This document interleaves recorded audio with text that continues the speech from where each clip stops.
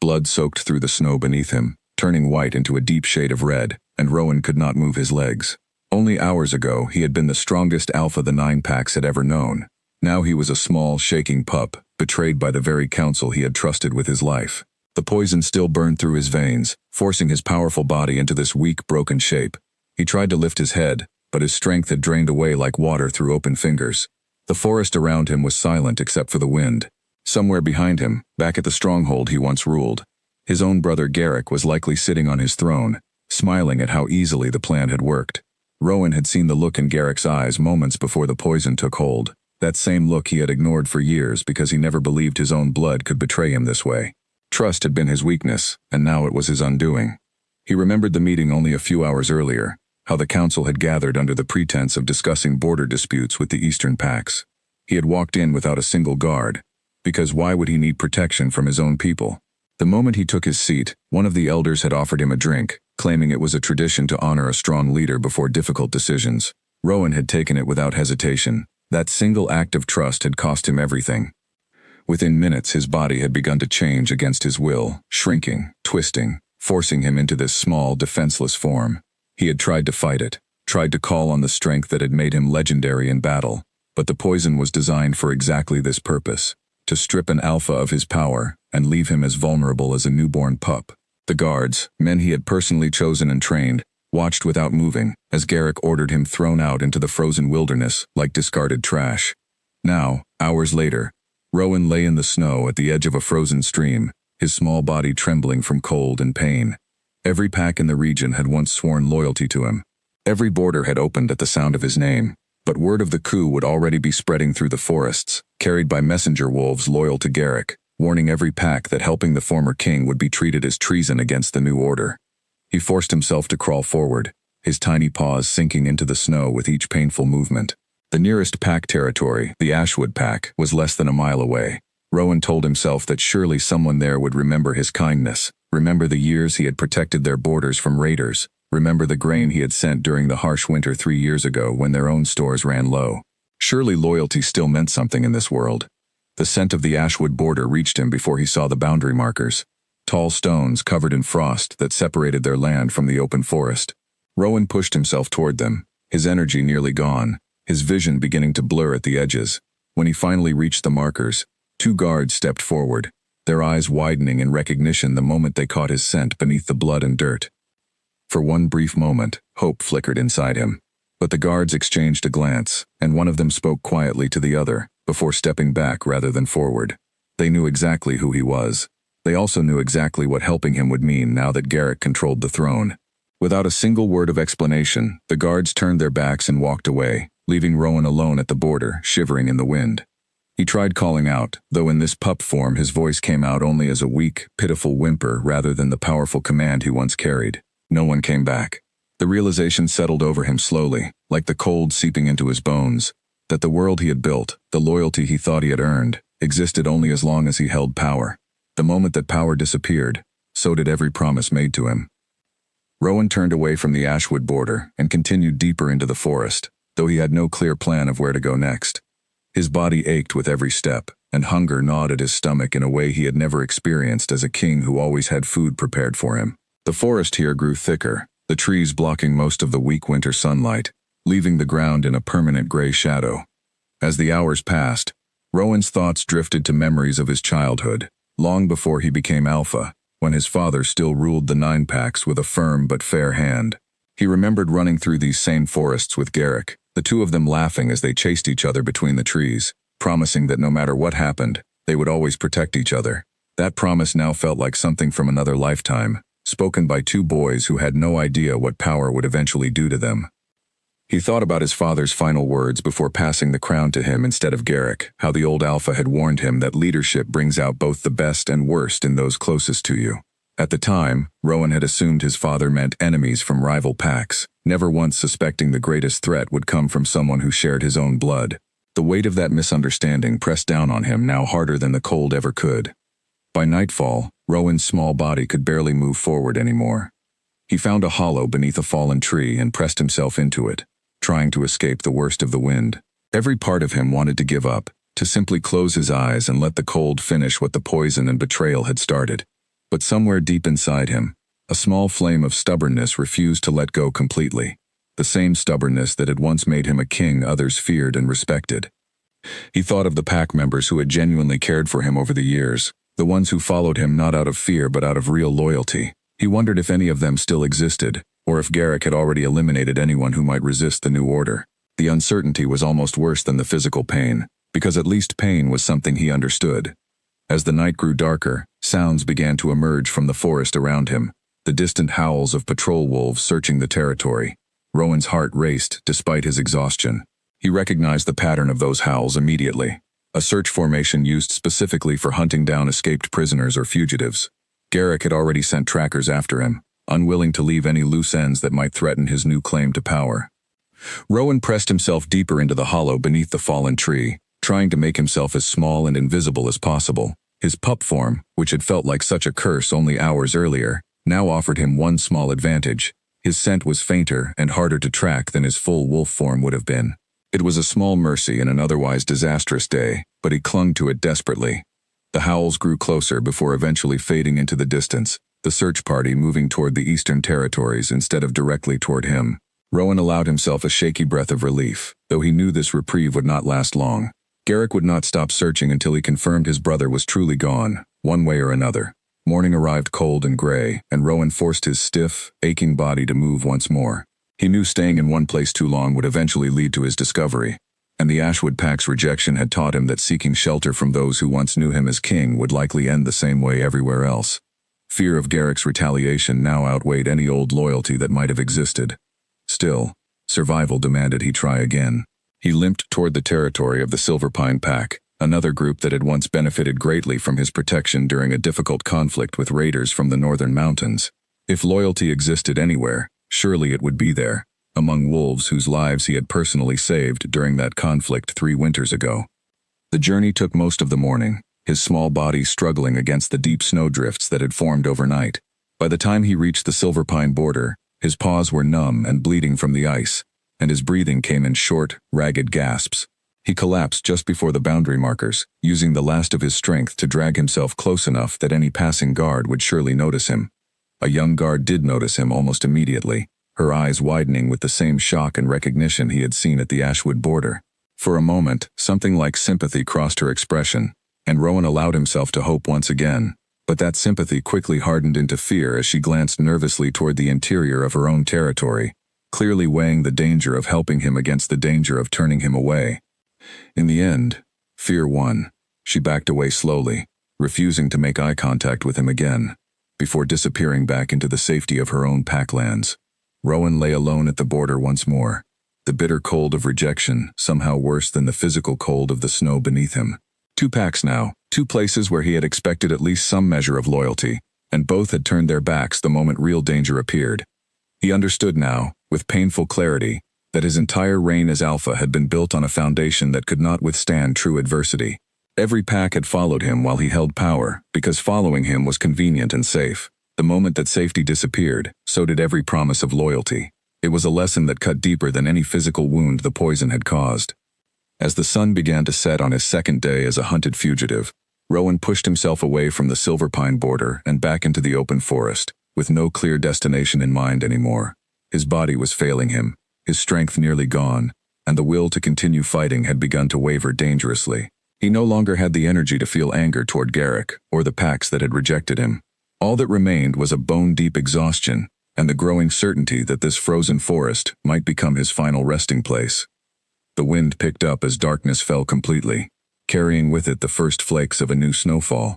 Rowan stumbled forward through territory he no longer recognized, territory that belonged to no pack he had ever dealt with directly, land considered too poor and too remote for any of the stronger packs to claim. It was, in the strange irony of his situation, probably the safest place he could have ended up, precisely because it held no value to anyone searching for him. But safety meant little if his body could not survive the night. His legs finally gave out completely beneath a large pine tree, and Rowan collapsed into the gathering snow, his small chest rising and falling in shallow, uneven breaths. He thought, in his final moments of consciousness, of his father's warning about power revealing true character, and wondered bitterly if his own character had been revealed as well, a king who had never truly understood the people he ruled over. The snow began to cover him slowly, flake by flake, as the temperature continued to drop. Somewhere in the distance, a lone figure moved through the darkening forest, gathering fallen branches for a fire, unaware that her path would soon cross with a king the entire world believed had already been erased from existence. The forest around the small Omega settlement grew darker with each passing minute, and Alara knew she needed to hurry if she wanted to gather enough firewood before the coming storm made travel impossible. As an Omega, she had learned long ago that survival meant preparing for every possible hardship, because no one from the higher ranks would come looking for her if she failed to return before nightfall. Omegas existed at the bottom of pack society, expected to work harder and complain less than anyone else, regardless of the weather or danger involved. She moved carefully through the unclaimed territory near her small home, an area too remote and too poor in resources to interest any of the stronger packs, which meant it belonged to no one and everyone at the same time. Alara had built her simple shelter here 3 years ago, after her own birth pack had cast her out following an argument with a higher-ranked wolf who had tried to claim her against her will. She preferred the loneliness of this remote territory to the constant disrespect she had endured within pack walls. The wind bit through her thick cloak as she gathered another armful of dry branches, her breath forming small clouds in the freezing air. She had almost enough for tonight's fire, enough to keep the worst of the cold away while she slept, though never quite enough to feel truly warm. Omega life had taught her to appreciate small comforts, rather than dream of luxuries she would never possess. As she turned to make her way back toward her shelter, something caught her attention near the base of a large pine tree, a small dark shape, partially covered by freshly fallen snow. At first she assumed it might be an injured rabbit or perhaps a fox that had lost a fight with a larger predator, common enough sights in this harsh wilderness. But something about the shape made her pause, an instinct she could not quite explain pulling her closer, despite the growing darkness and the risk of being caught outside after nightfall. She approached slowly, setting down her collected firewood, and brushed away some of the snow covering the small form. What she found made her breath catch in her throat, a wolf pup, barely breathing, its fur matted with blood and ice, its small body deathly still except for the faintest rise and fall of its chest. Every instinct told her to leave it, that getting involved with an injured animal, especially one that might belong to a rival pack, could bring serious trouble to her already precarious existence. But Alara had spent enough of her own life being abandoned and overlooked to simply walk away from another creature in obvious distress.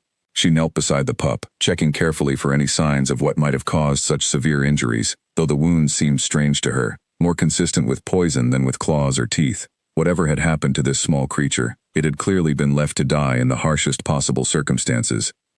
Without allowing herself time to reconsider the risks, Alara gathered the pup gently into her arms, tucking it inside her thick cloak against the warmth of her own body. The creature was lighter than she expected, its small frame trembling with cold, and what she assumed was shock. She left the firewood behind for now, prioritizing speed over comfort, and hurried back toward her shelter through the thickening snowfall.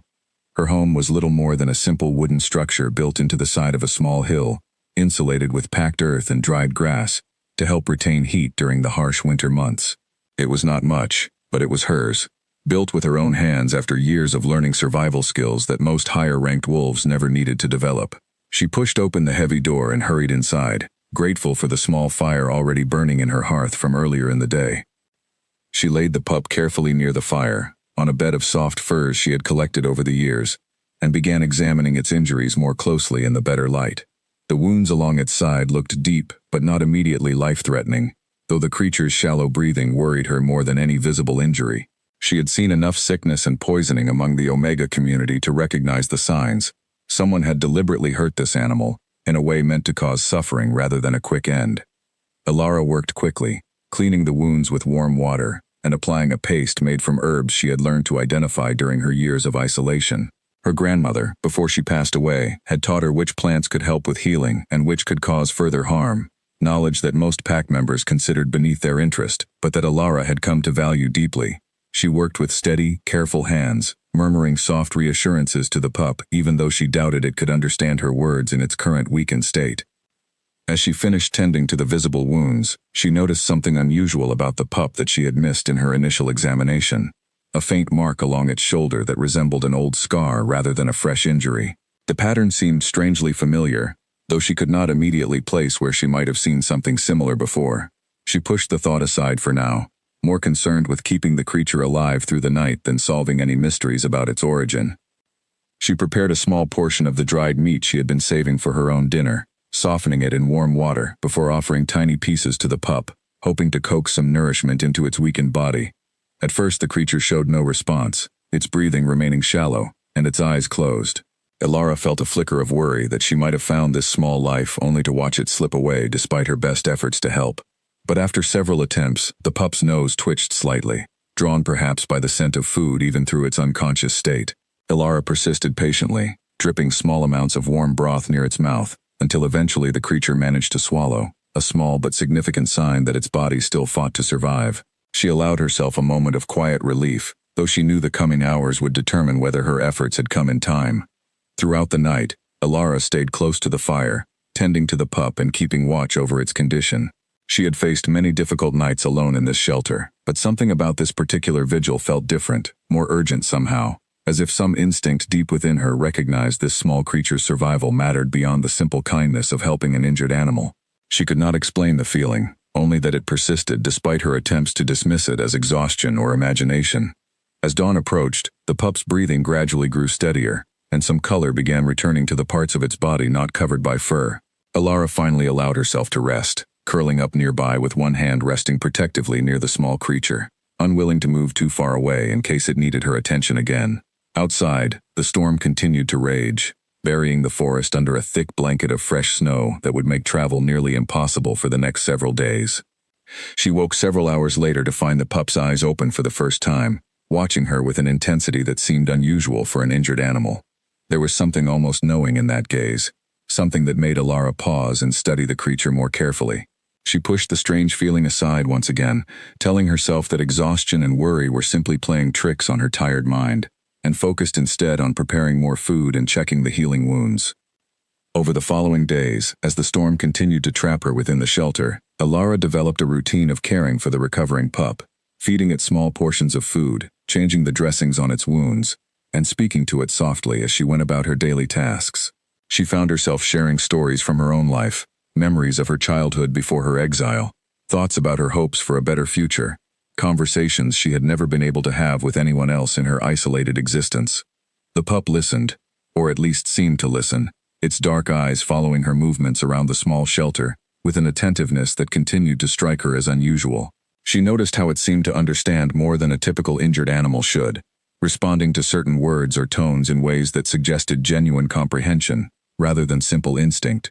But she had no explanation for this observation, and the isolation of her situation left her without anyone to ask for guidance or confirmation of her suspicions. As the pup's strength slowly returned, Elara noticed subtle changes in its behavior, moments where it seemed to be studying her shelter with unusual attention, or where its posture shifted in ways that reminded her more of the confident bearing she had seen in higher-ranked wolves than the timid caution typical of an injured stray. She dismissed these observations as products of her own imagination, unwilling to entertain thoughts that seemed too strange to be reasonable, especially given the isolation and exhaustion she had experienced over the past several days. The storm outside showed no signs of relenting, keeping both Elara and her small charge confined within the shelter for what felt like an eternity. She used the time to continue the pup's care, grateful that her stores of food and firewood, though modest, proved sufficient to sustain them both through the harsh weather.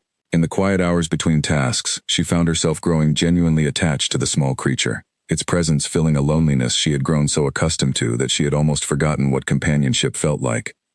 She did not yet know that the pup recovering by her fire was the same king whose disappearance had already begun sending ripples of fear and uncertainty through every pack in the region. She did not know that her simple act of kindness, born from an instinct to help a suffering creature rather than any calculation of consequence, would soon place her directly in the path of danger far greater than anything her isolated life had prepared her to face. For now, she knew only that something inside her told her this small, wounded creature was worth saving, whatever the cost might eventually become. As the fourth day of the storm finally began to show signs of clearing, Elara noticed the pup attempting to stand on its own for the first time, its legs shaky but determined beneath its recovering body. She watched with a mixture of pride and curiosity as it took several unsteady steps around the small shelter, testing its returning strength with a persistence that seemed remarkable for a creature that had been so close to death only days earlier. Whatever this small wolf was, it possessed a will to survive that matched or exceeded anything she had witnessed before. and she found herself wondering, with growing unease, exactly what kind of story had led such a creature to her doorstep in the first place. The days that followed brought a strange rhythm to Alara's once solitary life, one built around feeding schedules, wound care, and quiet conversations with a creature that continued to surprise her with its apparent understanding. She had started calling him Rook, a name she chose simply because it felt right, never suspecting how close it sounded to the truth she did not yet know. The pup, or Rook as she now called him, seemed to respond to the name with something like recognition, tilting his head whenever she used it. As his physical strength continued improving, Alara noticed other changes as well, subtle shifts in his demeanor that continued to puzzle her. He watched the door of her shelter with unusual vigilance whenever she left to gather supplies, almost as if he understood the dangers that existed beyond the walls better than a typical animal should. When she returned from these trips, he would relax visibly, his tense posture easing only once she had secured the door behind her. One afternoon, while she prepared a meal from the last of her stored vegetables, Alara heard the distant sound of howling carried on the wind, a pattern that immediately set her instincts on edge. She had lived long enough near pack territories to recognize the difference between a simple territorial call and a coordinated search formation. Rook's reaction confirmed her suspicions immediately, his small body going rigid, ears pressed flat against his head, eyes fixed intently on the door. She moved to the small window of her shelter, carefully peering out through a gap in the wooden shutters, and spotted several wolves moving through the tree line in the distance, their formation deliberate and organized in a way that suggested trained search parties rather than ordinary patrol wolves. Her heart began to race as she considered the possibility that they might be searching specifically for the injured creature currently recovering in her home. Alara quickly extinguished her fire to reduce any visible smoke that might draw attention to her shelter, then gathered Rook into her arms, moving him toward a hidden storage space beneath the floorboards that she had built years ago for exactly this kind of emergency. As an Omega living alone in unclaimed territory, she had always understood the importance of having a place to hide, whether from dangerous predators or from higher-ranked wolves who sometimes wandered into remote areas looking for Omegas to exploit. She placed Rook gently into the small space, whispering for him to stay quiet and still, though something in his eyes told her he already understood the gravity of the situation better than she expected. She covered the hidden compartment with the floorboards and a worn rug, then positioned herself near the fireplace, trying to appear as calm and unremarkable as possible, in case anyone approached her home directly. The search party's howls grew louder over the following hour, drawing closer to her small shelter with each passing minute. Alara's hands trembled slightly as she continued her pretense of normal daily activity, folding furs and organizing her limited supplies while straining to listen for any sound that might indicate the wolves had discovered her location. She had faced dangerous situations before during her years of isolation, but never one that carried such uncertain stakes. Eventually, she heard voices just outside her shelter, low and gruff, clearly belonging to wolves in their human form rather than full wolf shape. She recognized the tone immediately as one used by higher-ranked pack members when addressing someone they considered beneath their notice, the same dismissive superiority she had experienced throughout her life as an Omega. A firm knock sounded against her door, and Alara took a steadying breath before opening it. Two men stood before her, dressed in the dark uniforms she recognized as belonging to enforcement patrols, though not from any pack she immediately recognized. Their eyes swept over her simple shelter with obvious disdain, clearly unimpressed by the modest dwelling of an Omega living alone in unclaimed territory. The taller of the two spoke first, his voice carrying the casual authority of someone accustomed to instant obedience. He explained, without offering any real details, that they were searching for a dangerous escaped animal that posed a threat to regional security, and asked whether she had seen anything unusual in the area over the past several days. Alara kept her expression carefully neutral, drawing on years of practice hiding her true feelings from those who held power over her, and replied that she had noticed nothing out of the ordinary, only the usual quiet of her isolated territory. The shorter guard seemed less convinced, his eyes narrowing as he studied her more closely, perhaps noticing something in her demeanor that suggested nervousness beyond what an innocent Omega should display. He asked to search her shelter, a request phrased as a formality, but carrying an implicit threat of consequences should she refuse.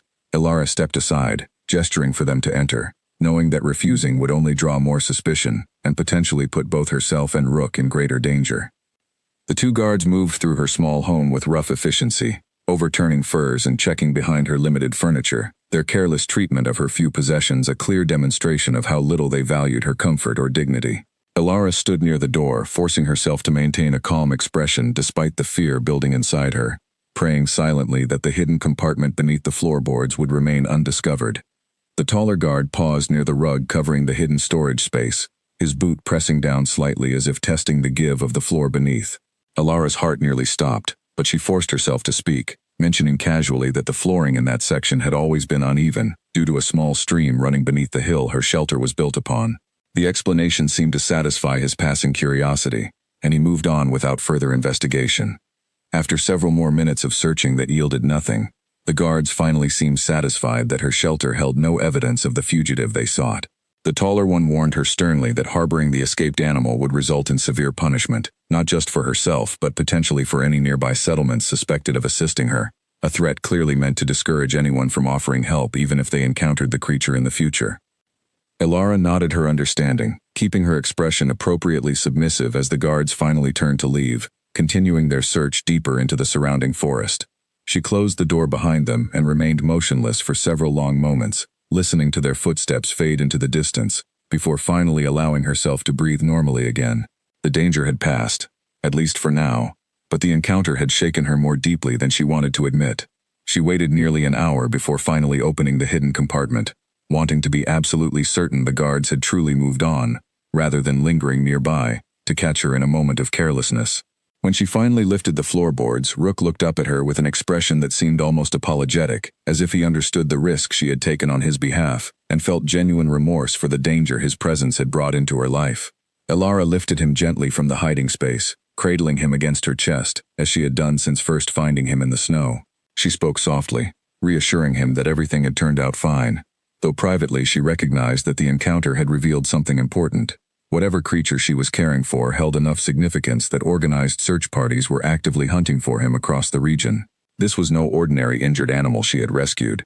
That night, as she prepared their simple meal and settled in beside the fire, Alara found herself studying Rook with renewed curiosity, searching his small form for any additional clues about his true identity.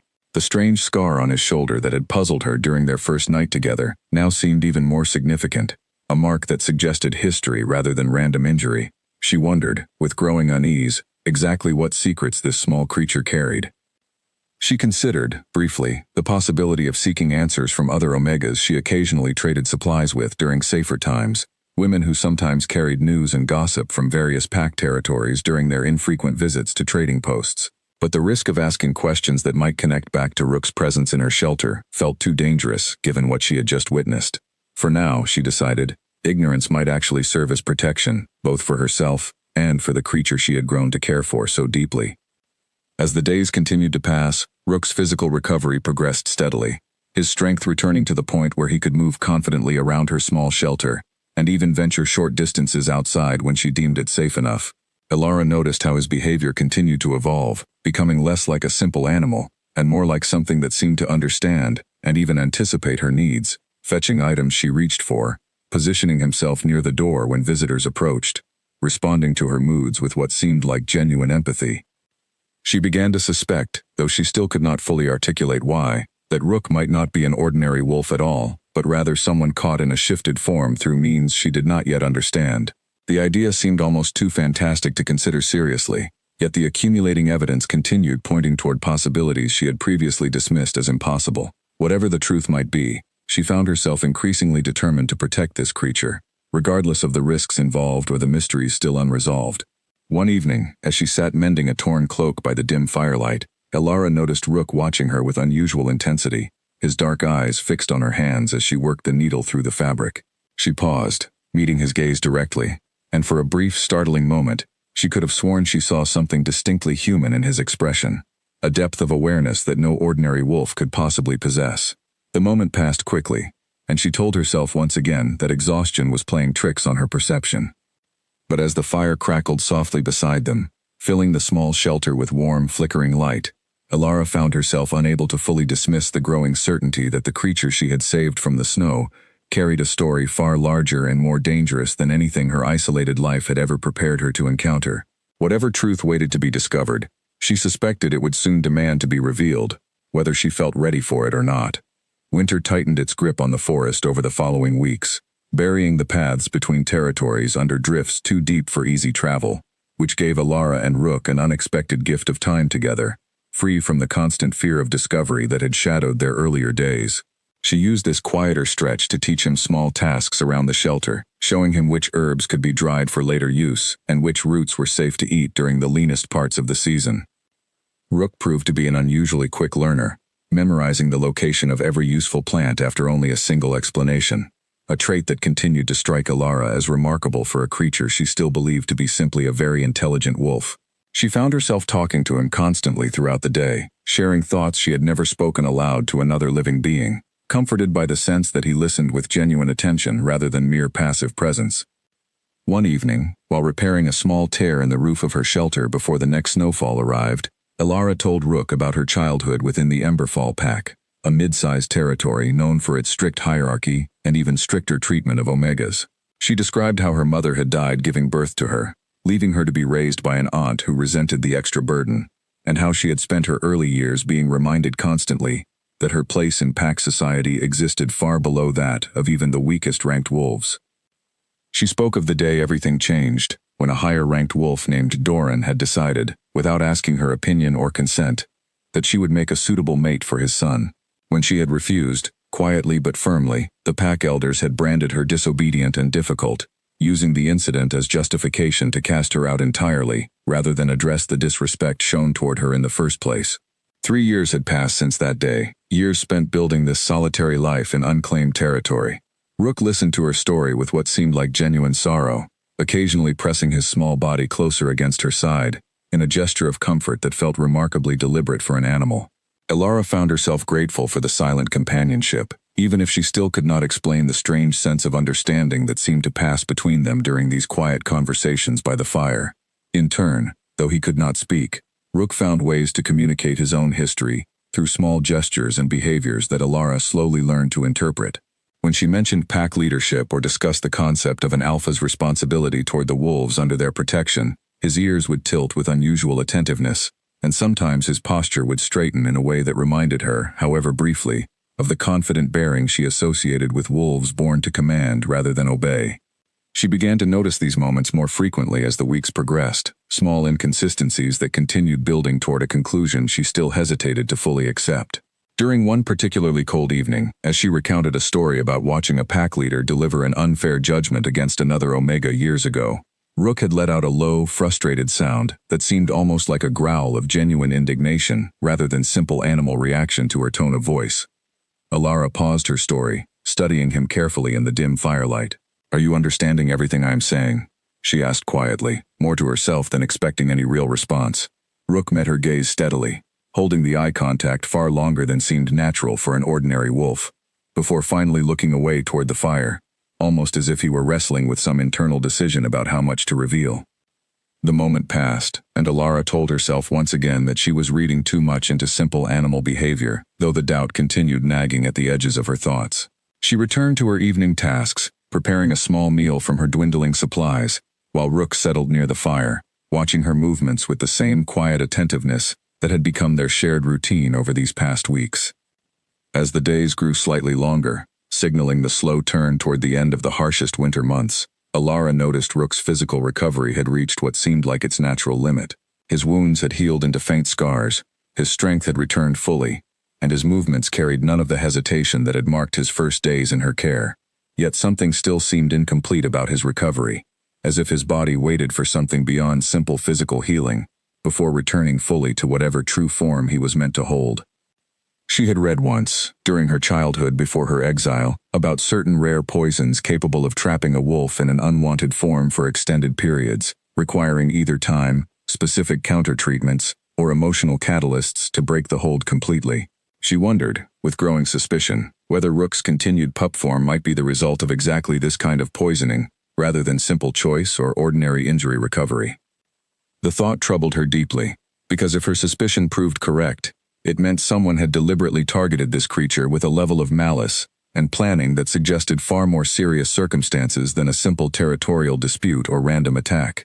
Combined with the organized search parties she had already encountered, the picture forming in her mind grew increasingly unsettling, though she still lacked enough information to understand the full scope of what she had unknowingly become involved with. One particularly cold night, as a fierce wind howled against the walls of her shelter, Alara woke to find Rook pacing restlessly near the door, his small body tense with an energy she had not witnessed before. She sat up from her bed of furs, watching him with concern, wondering if some new danger approached that her own senses had failed to detect. But the forest outside remained silent except for the wind, no distant howls, no sound of approaching footsteps. She rose and approached him carefully, kneeling down to place a reassuring hand against his fur. "What is it?" she whispered softly, trying to understand what had disturbed his usual calm demeanor. Rook pressed his head against her palm, a gesture of affection that had become common between them, but his body remained rigid with what she now recognized as frustration rather than fear. It occurred to her, watching him in this state, that perhaps his restlessness stemmed not from external danger, but from his own internal struggle. A creature trapped inside a form he desperately wanted to escape, unable to communicate the details of his true situation, or explain the urgency he clearly felt about resolving whatever circumstances had led him to her doorstep in the first place. The realization filled her with sympathy, though she still had no way to offer the kind of help he seemed to need. She settled back down beside him, wrapping her arms gently around his small form, offering the only comfort she knew how to provide. "Whatever you are," she murmured quietly against his fur, "whatever brought you here, I promise I will help you however I can." The words felt inadequate given the mystery still surrounding him, but she meant them completely, drawing on the same stubborn determination that had allowed her to survive years of isolation and rejection. Gradually, Rook's tense posture relaxed under her touch, and he settled more comfortably against her, his breathing slowing into a calmer rhythm. They remained like that for a long while, the fire slowly dying down to embers as the wind continued its relentless assault against the walls outside. Alara found herself drifting towards sleep, comforted by the warmth of his presence beside her, unaware of how quickly the delicate balance of their hidden existence was about to be disrupted. The following morning brought clearer skies and slightly warmer temperatures, a welcome change after weeks of relentless storms that had kept them confined within the shelter. Alara decided to venture further from her home than she had dared in recent weeks, hoping to check on some snares she had set earlier in the season, and perhaps supplement their dwindling food supplies with fresh meat. She hesitated over whether to bring Rook along, weighing the risks of exposure against the benefits of allowing him some fresh air after so many days confined indoors. Ultimately, she decided the improved weather and relatively remote location of her snares posed minimal risk, and she allowed Rook to accompany her, watching him closely as he moved through the snow with obvious joy at the temporary freedom. His playful energy, bounding through drifts and chasing small tracks left by forest creatures, brought a smile to her face despite the underlying tension that had colored so much of their recent existence together. They had traveled perhaps half a mile from her shelter when Alara noticed something that made her blood run cold. Fresh tracks in the snow, clearly belonging to a group of wolves moving in coordinated formation, crossing directly through the path she had intended to follow toward her snares. The tracks appeared recent, likely from earlier that same morning, meaning whoever had left them might still be somewhere in the immediate vicinity.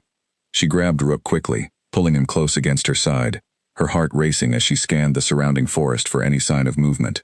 The peaceful morning had suddenly transformed into a moment of genuine danger, and she cursed herself silently for allowing the improved weather to lull her into a false sense of security. Whatever search efforts had brought guards to her territory weeks earlier clearly had not been abandoned, despite the passage of time.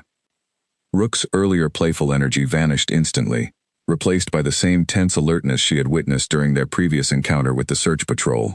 He pressed close against her, his small body trembling slightly, though whether from cold or fear or some combination of both, Alara could not immediately determine. She began moving them both carefully back toward the shelter, staying low and using the natural cover of trees and undergrowth to minimize their visibility. They had covered perhaps a quarter of the distance back to safety when the sound of voices reached them, carried on the still morning air from somewhere not far ahead, directly in the path they needed to travel to reach home. Alara froze, pressing herself and Rook against the trunk of a large tree, straining to determine exactly how many voices she could distinguish, and how close they might actually be to discovery. This is it, she thought grimly, her arms tightening protectively around the small creature beside her. Whatever secret Rook carried, whatever truth had brought organized search parties into these remote territories, the moment of reckoning she had sensed building over these past weeks had finally arrived, whether either of them felt fully prepared to face it or not. The voices grew closer, and Alara counted at least 3 distinct speakers moving through the trees ahead of them, their footsteps crunching against the frozen snow with the careless confidence of wolves who felt no need for stealth in territory they considered beneath serious concern. She pressed herself flatter against the tree trunk, willing her own breathing to slow, aware that Rook remained equally still beside her, both of them frozen in the same desperate hope of remaining unnoticed. Through gaps in the surrounding brush, she caught glimpses of the approaching group. 3 men dressed in the same dark enforcement uniform she had encountered weeks earlier, their expressions carrying the bored irritation of soldiers assigned to a tedious task, rather than the alert focus of hunters closing in on genuine prey. This observation offered her a small measure of relief, suggesting they had not actually spotted anything suspicious yet, and their presence here might simply reflect the continued breadth of an ongoing search, rather than specific knowledge of her location. One of the men complained loudly to his companions about the futility of searching this particular stretch of forest yet again, arguing that surely the fugitive creature had either died from its injuries weeks ago, or fled far beyond their current search radius entirely. His companions offered half-hearted agreement, clearly sharing his frustration with the assignment, though none of them suggested abandoning their patrol route despite the obvious waste of effort they perceived in continuing. Elara allowed herself a small breath of relief at this exchange, recognizing that their casual dismissiveness suggested the search had grown less urgent over time, perhaps indicating that whoever commanded these efforts had begun losing confidence that Rook remained alive at all. This realization brought mixed feelings, relief at the reduced immediate danger, but also renewed curiosity about exactly who held enough power and motivation to organize such an extensive and prolonged search operation. The patrol continued past their hiding spot without pausing, their voices gradually fading as they moved deeper into the forest along a path that fortunately led away from her shelter rather than toward it. Elara remained frozen in place for several additional minutes after the voices disappeared completely, unwilling to risk movement until she felt absolutely certain the danger had truly passed. Finally, she allowed herself to relax slightly, though the tension in her shoulders remained even as she began guiding Rook back toward the safety of home. They arrived back at the shelter without further incident, though Elara's hands trembled slightly as she secured the door behind them, the adrenaline of their near encounter finally beginning to fade. She checked Rook over carefully, ensuring the brief scare had not caused any physical harm, though his continued tension suggested the encounter had affected him just as deeply as it had affected her. That evening, as they settled by the fire once more, Elara found herself unable to shake the growing conviction that she needed more information about exactly what circumstances had brought Rook into her life.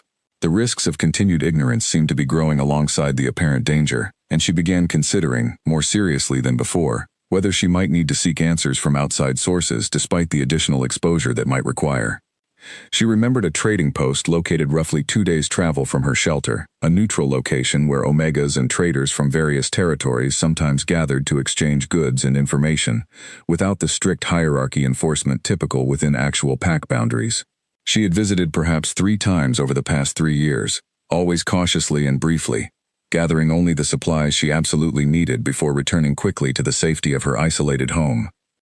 Perhaps, she thought, a careful visit to this trading post might yield some clues about the search efforts she had encountered, information that could help her understand exactly what danger she had unknowingly invited into her life by saving Rook from the snow. The idea carried obvious risks, but the alternative of continuing in complete ignorance while search parties roamed increasingly close to her territory seemed equally dangerous, if not more so. She discussed the idea aloud with Rook that evening, watching his reaction carefully as she outlined her thoughts about the potential trip. His response surprised her, an immediate and unmistakable display of agitation, pacing and low whining sounds that clearly communicated distress at the suggestion. She wondered whether his reaction stemmed from concern for her safety during the journey, or perhaps fear that information gathered at the trading post might reveal secrets he still was not ready to have exposed. Despite his obvious discomfort with the idea, Elara found herself increasingly convinced that gathering information had become necessary rather than optional.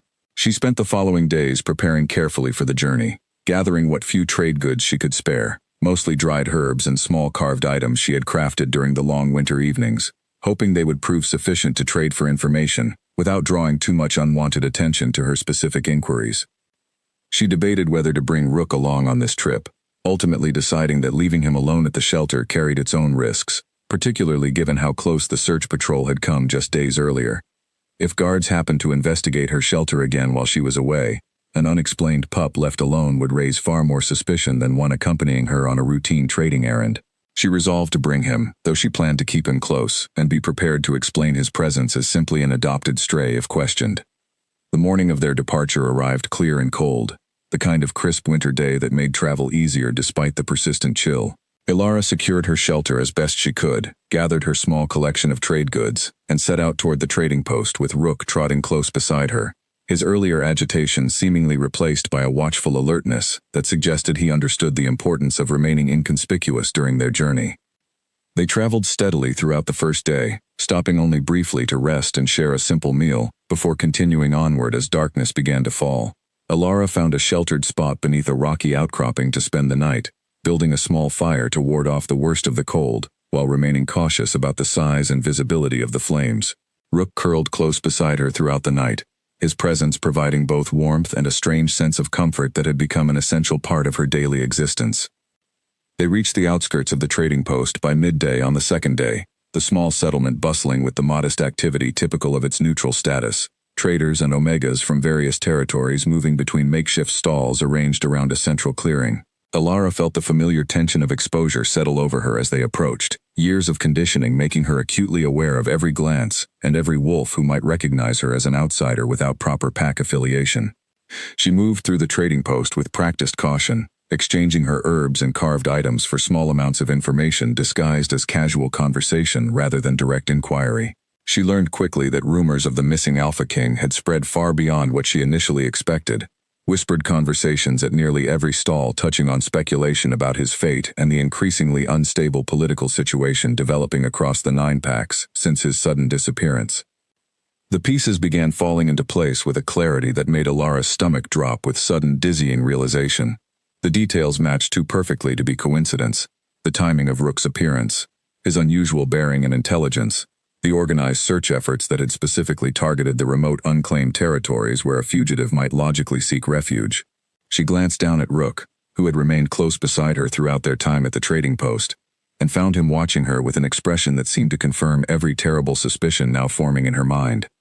She excused herself quickly from the conversation with a fellow trader, her mind racing as she guided Rook toward a quieter section of the settlement, away from the crowds and prying ears that might notice her sudden distress. Once they reached a secluded spot behind an abandoned structure at the edge of the clearing, she knelt down and looked directly into his eyes, her voice barely above a whisper as she gave voice to the impossible question forming in her thoughts. "You are him, aren't you?" she said quietly, her heart pounding against her chest. "You are the Alpha King everyone believes has disappeared." Rook remained perfectly still, his gaze holding hers with an intensity that felt entirely too knowing, too aware, for any ordinary creature. Slowly, deliberately, he lowered his head in what could only be interpreted as confirmation, a gesture that shattered whatever remaining doubt Ilara had clung to about the true nature of the creature she had rescued from the snow weeks earlier. For a long moment, Ilara could not speak, the weight of this revelation pressing down on her with a force that made her legs feel unsteady beneath her. She had spent weeks caring for what she believed to be an injured, ordinary wolf, sharing her food, her shelter, her most private thoughts and fears, only to discover she had actually been harboring the very king whose disappearance had thrown the entire region into chaos and uncertainty. The magnitude of the situation felt almost too overwhelming to process fully in this quiet, hidden corner of the trading post.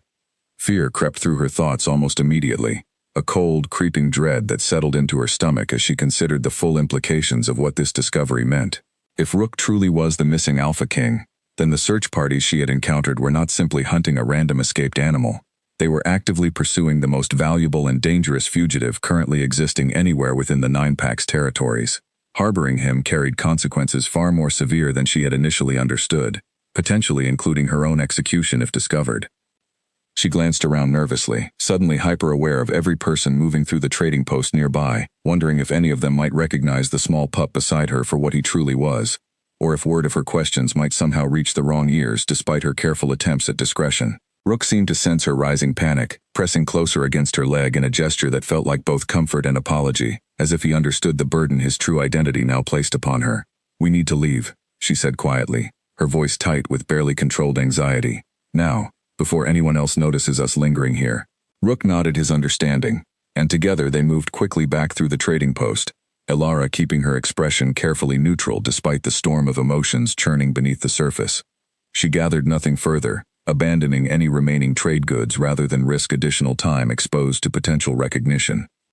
They traveled the first several miles back toward her shelter in complete silence, Ilara's mind racing through the implications of what she now knew while Rook trotted quietly beside her, seemingly giving her the space needed to process this overwhelming revelation. Finally, once they had put sufficient distance between themselves and the trading post, she stopped and turned to face him directly, needing answers despite his inability to provide them through speech. "Why didn't you tell me sooner?" she asked, though even as she spoke the words, she recognized the obvious impossibility of his situation. He could not speak in this form, could not explain the circumstances of his poisoning, or the identity of those responsible for his current condition. Whatever communication existed between them had relied entirely on gesture and expression, insufficient tools for conveying something as complex as his true story. Rook's eyes conveyed something that looked remarkably like genuine regret, and he pressed his head gently against her hand in what she now understood to be an apology rather than simple affection. She sighed, running her fingers through his fur as she considered the path forward, aware that her life had irrevocably changed the moment she chose to lift him from the snow weeks earlier, regardless of whether she had understood the full stakes at that time. Despite the very real dangers now confirmed by her discovery, Elara found herself unable to consider abandoning him, even now that she fully understood the risks involved. Something had grown between them over these past weeks, a bond built through shared vulnerability and quiet companionship that felt too significant to simply discard out of fear. Whatever came next, she decided firmly, she would face it alongside him, rather than turning her back the way every pack that had previously encountered him apparently had. "We should continue home," she said finally, her voice steadier than she felt internally. "We can figure out what comes next once we are somewhere safe." Rook nodded again, and they resumed their journey, though the atmosphere between them now carried a different weight, the unspoken acknowledgement of exactly how much danger they both faced together moving forward. They reached the shelter just as darkness fell on the third day since their departure, both of them exhausted from the journey but relieved to find their small home undisturbed. Elara secured the door carefully behind them, rebuilding the fire and preparing a simple meal, while her thoughts continued churning through everything she had learned. The implications stretched far beyond her own immediate safety, touching on questions of political power, betrayal, and the fate of the entire regional pack structure. As they settled by the rekindled fire, Elara found herself studying Rook with new eyes, seeing now the subtle signs of authority and command she had noticed throughout their weeks together, but had previously dismissed as simple imagination. The way he positioned himself protectively near entrances, his careful attention to potential threats, his obvious intelligence that exceeded anything she had witnessed in ordinary wolves, all of it made perfect sense now that she understood his true identity. "I need to understand what happened to you," she said quietly, watching his reaction carefully. "Not just for my own safety, but because I want to help you if I can. Can you show me somehow, even without speaking?" Rook considered this for a moment before moving toward a small collection of smooth stones she had gathered from the nearby stream during warmer months, items she sometimes used for simple games during long winter evenings. Using his nose and paws with surprising dexterity, Rook began arranging the stones into rough shapes, creating what appeared to be a crude representation of pack territories, a larger circle representing what she assumed was his own former stronghold, connected by lines to smaller circles she guessed indicated allied packs. He pushed one stone forcefully away from the central circle, then knocked over several others in a deliberate gesture that seemed to convey the violence of his overthrow. Elara watched carefully, piecing together the story he attempted to communicate through this improvised method. "Someone within your own territory betrayed you," she said slowly, watching for confirmation in his expression. Rook nodded firmly. "Someone close to you," she continued. "Someone you trusted." Again, he nodded, though this time his posture seemed to sag slightly with what she interpreted as lingering grief over this particular betrayal. "Family," she guessed, recalling her earlier observation of how deeply the betrayal seemed to affect him beyond simple political concerns. Rook's reaction confirmed this immediately, his entire body tensing with obvious pain at the accuracy of her guess. "A brother, perhaps," she added, remembering vague details about pack succession structures she had learned during her own childhood before her exile. Rook's whimper of confirmation told her everything she needed to know. The pieces continued falling into place as she considered everything she had learned combined with what she already understood about how pack politics typically functioned among the higher-ranked territories. A jealous sibling, poisoned to remove any physical challenge to the coup, cast out to die in territory too remote to offer any realistic hope of survival, all while a false narrative of the king's disappearance likely spread through official channels to consolidate the usurper's claim to power. "This is an incredibly dangerous situation," she said finally, voicing the obvious conclusion they had both clearly already reached independently. "Whoever orchestrated this will not simply let you reclaim your position peacefully, especially not now that enough time has passed for them to solidify their control.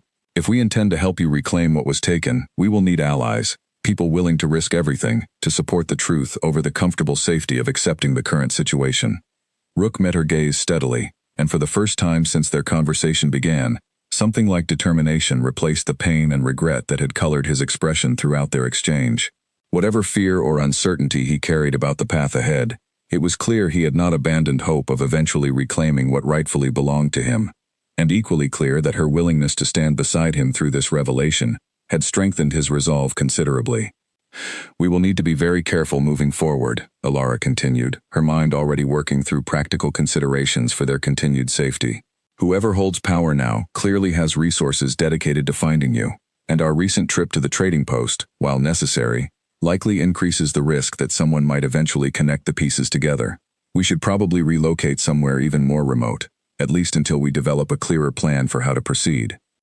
Rook nodded his agreement, though his expression suggested his thoughts had already moved beyond simple immediate safety concerns toward the larger question of how exactly they might begin building the kind of support necessary to challenge whoever now controlled his former territory. The path forward remained uncertain and dangerous, but for the first time since his fall from power, he no longer faced that uncertainty entirely alone, and that simple fact seemed to matter more than either of them had initially expected.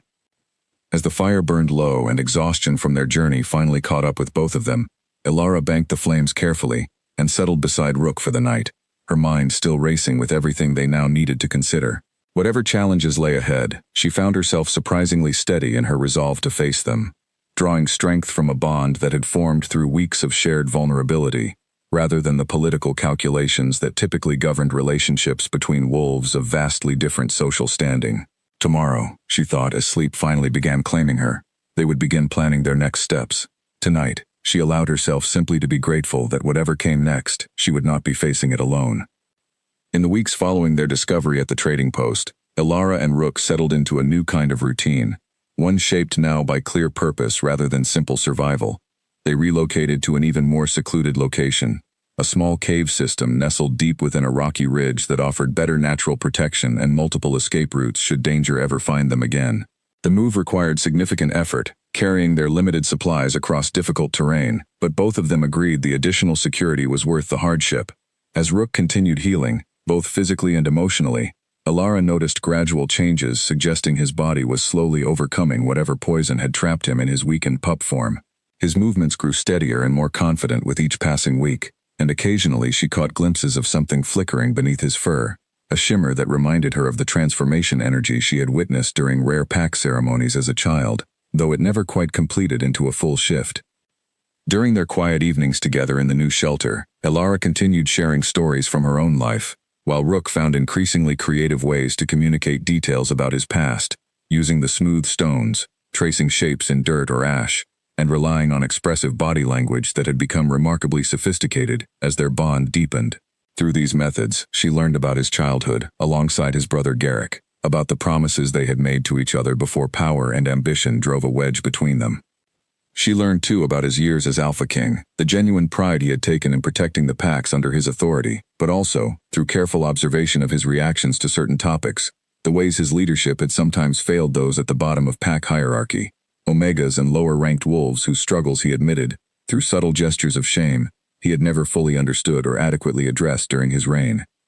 One evening, as she described yet another memory of unfair treatment she had witnessed among Omegas during her time within the Emberfall pack, Rook's posture shifted in a way that conveyed genuine discomfort, almost guilt. She paused her story, studying him carefully. "You knew this kind of thing happened, didn't you?" she said quietly. It wasn't a question so much as an observation she felt compelled to voice aloud. Rook lowered his head, and the gesture told her everything. "I always believed the system worked well enough," she imagined him explaining if he could speak, based on the careful way he seemed to consider his response even without words. "I focused on protecting borders and maintaining strength among the packs, without truly examining how that strength was distributed, or who paid the price for maintaining our traditions."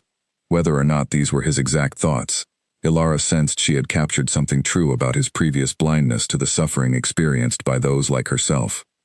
"This is something that needs to change," she said firmly, meeting his eyes directly. "If you reclaim your position, if we succeed in exposing your brother's betrayal, the system that abandoned you when you needed help the most cannot simply return to how things existed before. The very packs that turned you away in your moment of greatest need did so because loyalty in our world exists only as long as it remains convenient, and that needs to be different going forward. Rook held her gaze for a long moment before nodding slowly, deliberately, a gesture that felt like genuine commitment rather than simple agreement offered to placate her feelings. Something had shifted in him over these past weeks, she realized, beyond just his physical recovery. The king who had once ruled without fully considering the experiences of his lowest-ranked subjects seemed to be evolving into someone who recognized the necessity of building something better than what had existed before his fall.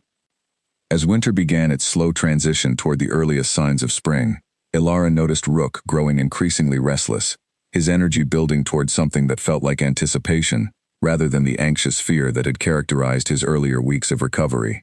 She sensed he was preparing, whether consciously or through some instinctive process she did not fully understand, for the moment when his body would finally complete its return to full strength and form. That moment arrived unexpectedly one clear evening, as they sat together near the small fire they had built at the mouth of their cave shelter, watching stars emerge across the darkening sky. Ilara had just finished sharing a particularly difficult memory from her exile, the day her aunt had refused to intervene on her behalf despite hearing her pleas for help, when she noticed Rook's body beginning to tremble with an intensity she had not witnessed since their earliest days together. Concerned, she reached toward him, but before her hand could make contact, a shimmer of energy erupted around his small form, brighter and more powerful than the occasional flickers she had noticed in recent weeks. Ilara pulled back instinctively, watching in stunned amazement as Rook's body began to grow and shift, bones lengthening, fur receding into skin. The transformation unlike anything she had personally witnessed despite growing up within actual pack territory. Within moments, the transformation completed, and where the small pup had rested only seconds earlier, a full-grown man now knelt beside the fire, his bare form illuminated by the flickering flames, his features carrying an unmistakable resemblance to the confident bearing she had glimpsed occasionally in his pup form's expressions and posture. His dark hair fell slightly across his forehead, and when he lifted his eyes to meet hers, she recognized immediately the same depth of awareness and intelligence that had always existed beneath his previous shape. "Ilara," he said, his voice deep and slightly rough from disuse, the first words she had ever heard him speak. "Thank you for everything you have done. I owe you a debt I am not certain I can ever adequately repay." She stared at him for a long moment, overwhelmed by finally hearing the voice belonging to the creature she had cared for so intimately over these past months. A voice carrying genuine warmth and gratitude that matched everything she had come to understand about his character through their weeks of silent companionship. "Rowan," she said finally, testing the name she had learned belonged to him during her research at the trading post. He nodded, offering a small, somewhat rueful smile. "I suppose Rook was always a temporary name," he acknowledged, "though I found myself growing rather fond of it during these past months." She managed a small laugh despite the emotional weight of the moment, grateful for this small levity amid everything else they now needed to discuss. Quickly gathering a spare cloak to offer him for warmth and modesty, Ilara found herself simultaneously relieved and nervous about this new development in their relationship. The bond they had built during his time as a pup had felt safe in its simplicity, but now, facing the full-grown Alpha King directly, she felt uncertain about how their dynamic might shift now that he possessed his full strength, voice, and identity once again. Rowan seemed to sense her hesitation, and he moved carefully, keeping respectful distance while still conveying genuine warmth in his expression. "Nothing about how I feel toward you has changed simply because I have regained my true form," he said gently. "If anything, my gratitude and respect for you have only deepened, knowing now the full extent of what you risked to help me, without even understanding who or what I truly was during those first crucial weeks." They spent the remainder of that night in deep conversation, Rowan finally able to share the complete details of his betrayal directly, rather than through the limited gestures and stone arrangements they had relied upon previously. He described the specific poison Garrick had used, one his brother had apparently studied and prepared over several months, suggesting the coup had been planned far more extensively than a moment of impulsive ambition. He explained how the poison worked to trap an alpha in their weakest form until either sufficient time passed for the body to naturally break down the toxin, or until an emotional catalyst strong enough triggered the transformation prematurely. The genuine bond of trust and care that had developed between himself and Ilara, he suspected, had ultimately provided exactly the kind of catalyst needed to accelerate his recovery, beyond what the poison alone might have permitted. This meant, Ilara realized with a mixture of pride and continued concern, that her simple decision to help an injured creature in the snow had directly contributed to breaking the very poison meant to keep Rowan permanently weakened, and unable to reclaim his rightful position. The implications of this connection felt significant, suggesting that whatever bond existed between them carried power beyond simple friendship or gratitude. As dawn began breaking across the horizon, painting the sky in soft shades of orange and pink, Rowan turned to face her with renewed determination, evident in his expression. "Now that I have regained my strength and my voice," he said firmly, "we need to begin building the kind of support necessary to expose Garrick's betrayal and reclaim what rightfully belongs to the true leadership of the Nine Packs. But this time," he added, meeting her eyes with genuine conviction, "whatever system I rebuild will look very different from what existed before my fall." With his full strength and voice restored, Rowan began the careful work of identifying which allies might still remain loyal despite the months that had passed since his apparent disappearance. He explained to Alara that certain wolves within his former stronghold had always valued genuine loyalty over political convenience, individuals whose character he trusted enough to risk making contact, provided they could find a way to do so without alerting Garrick's network of informants scattered throughout the region. Their first target was an aging warrior named Callan, a wolf who had served as Rowan's personal guard and mentor during his early years as Alpha, before age had eventually moved him into a more advisory role within the pack structure. Rowan believed Callan's decades of service and genuine affection for the previous royal family made him one of the few individuals unlikely to have willingly participated in or accepted Garrick's coup, regardless of the risks involved in resisting. Reaching Callan safely required careful planning, since his continued residence within the former stronghold meant any direct approach risked exposure to Garrick's guards. Rowan suggested using a coded message system he had established years earlier with his most trusted advisors, a series of specific phrases and symbols that would identify any communication as genuinely coming from him, rather than an impersonator or trap set by his enemies. Alara volunteered to help deliver this initial message, arguing that as an unknown Omega, with no obvious connection to either Rowan or pack politics, she would attract far less suspicion than any known ally attempting direct contact. Rowan hesitated at the suggestion, clearly uncomfortable with placing her in additional danger, but eventually acknowledged the practical wisdom of her proposal, provided they took every possible precaution to minimize the risk involved. They spent several days preparing for this crucial mission, Rowan teaching Alara the specific coded phrases and symbols needed to identify herself as a genuine messenger, rather than someone attempting to entrap Callan into revealing his true loyalties. She practiced the sequence repeatedly until she could recite it flawlessly, understanding that any mistake might result in immediate suspicion, or worse, from a wolf who had spent decades navigating the treacherous currents of pack politics. The journey toward the former stronghold took nearly a week, traveling carefully through less traveled paths to minimize the risk of encountering Garrick's patrols. Rowan remained in his pup form during daylight hours when they needed to move through more exposed terrain, only shifting to his full form during the safety of night, when they could speak freely and plan their next steps without fear of immediate discovery. As they drew closer to the stronghold, Alara noticed visible signs of the changes that had occurred since Garrick's coup. Abandoned farms that suggested families had fled rather than live under the new regime, and an unusual quiet that seemed to hang over the surrounding territory, very different from the vibrant activity she imagined would have characterized these lands under Rowan's previous leadership. They established a temporary camp within a dense section of forest close enough to the stronghold that Alara could complete her mission within a single day's travel, but distant enough to provide reasonable safety should anything go wrong during her approach. Rowan remained behind, understanding that his own presence anywhere near the stronghold carried far greater risk than sending Alara alone to make initial contact with Callan. The morning of her departure arrived with a nervous energy that Alara tried her best to conceal, both for her own confidence and to avoid adding to Rowan's obvious concern about her safety. She dressed in simple, unremarkable clothing that would help her blend into the general population of Omegas and lower-ranked wolves who moved freely through the stronghold's outer territories on various errands and daily tasks. Rowan gave her final instructions before she departed, describing exactly where she might find Callan during his typical daily routine, tending to a small garden near the eastern section of the stronghold that had always served as his personal retreat from official duties. He emphasized the importance of approaching only when Callan appeared alone, minimizing any risk of witnesses who might report suspicious contact to Garrick's network. The journey into the stronghold itself proved less difficult than Alara had feared, the outer territories bustling with enough general activity that a single unfamiliar Omega attracted little specific attention. She moved carefully through the streets, following the directions Rowan had provided, her heart racing with each step closer to what might be the most important encounter of her entire life. She found Callan exactly where Rowan had predicted, an older wolf with graying fur visible even in his human form, kneeling among rows of winter vegetables in a modest garden plot. His expression carried the weathered lines of someone who had witnessed significant hardship, and something in his posture suggested a weariness that went beyond simple physical age, perhaps reflecting the emotional toll of recent political upheaval within his beloved pack. Approaching carefully, Alara knelt as if to examine the vegetables herself, speaking quietly enough that only Callan could hear her words. She recited the coded phrase Rowan had taught her, watching his reaction closely for any sign of recognition or suspicion. For a long, tense moment, Callan remained perfectly still, his hands frozen mid-motion among the vegetable plants.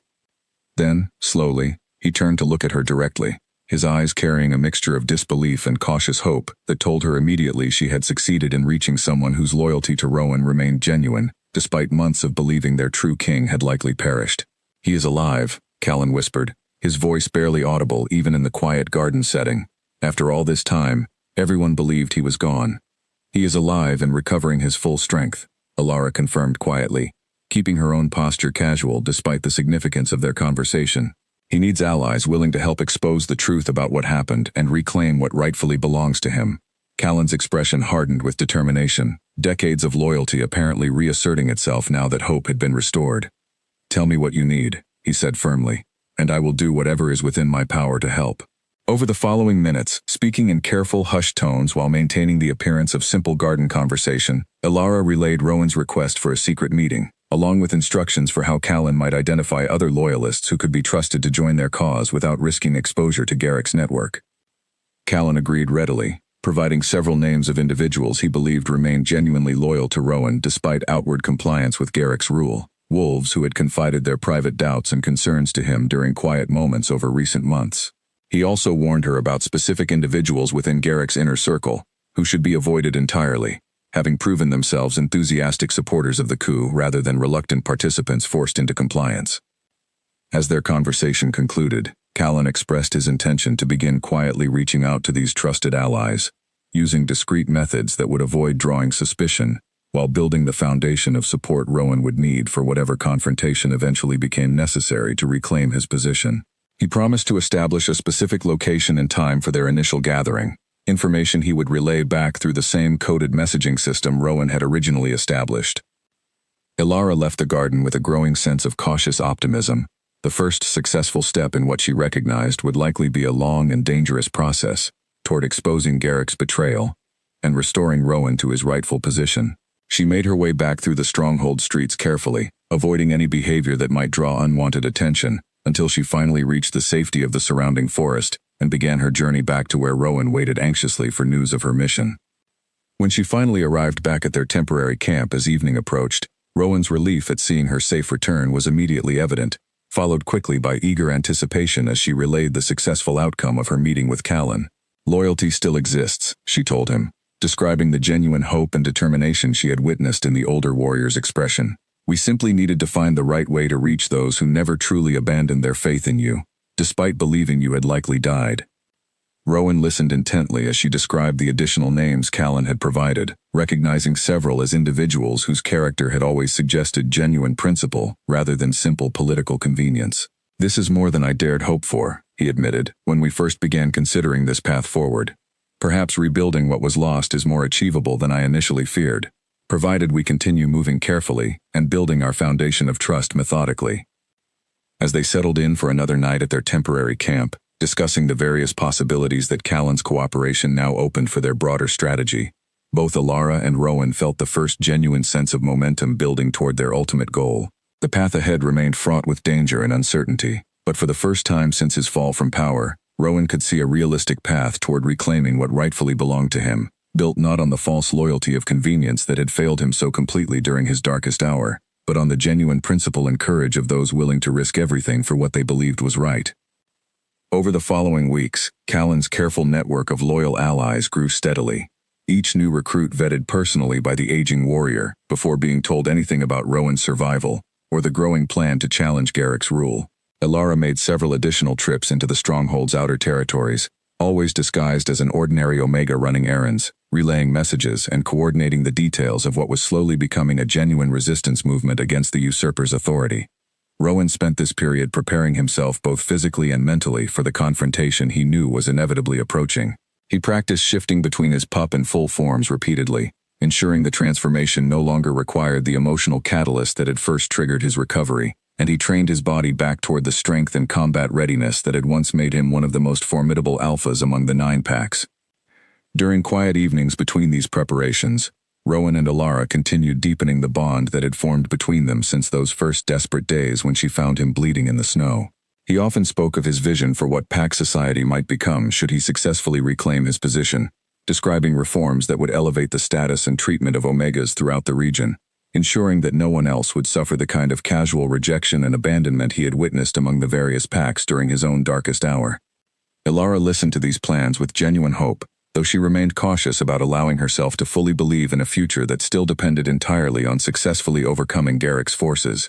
Her own experience had taught her the danger of trusting promises made by those in positions of power, though something about Rowan's genuine transformation throughout their time together convinced her his intentions carried more substance than the empty words she had encountered from other high-ranking wolves throughout her difficult life.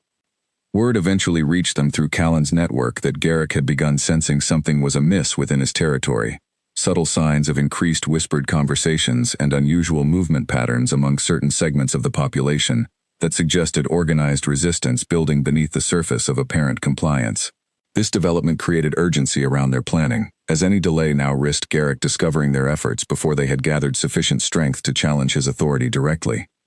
Callan arranged a crucial meeting at a hidden location deep within a forest region that had once served as a training ground for Rowan's personal guard, a place few outside his most trusted circle knew existed, and even fewer would think to search given its remote location far from any obvious strategic value.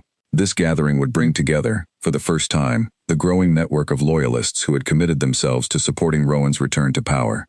The night of this gathering arrived with a tense mixture of anticipation and danger hanging over their preparations.